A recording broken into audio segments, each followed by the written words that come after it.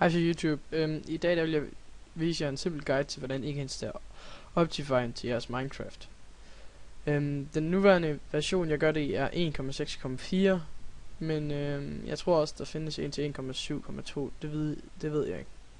Nå, men du starter med at gå ind på Optifine.net,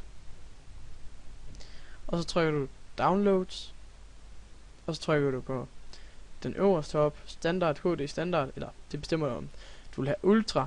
Jeg ved ikke hvad de gør, de er forskellige, men jeg tager bare altid standard, og så trykker jeg mirror, og så trykker jeg faktisk bare download. Så får du en fil hernede, den skal du beholde, og så kan du faktisk bare trække den ud på skrivebordet, det har jeg allerede gjort, og så kan du bare krydse dit internet igen.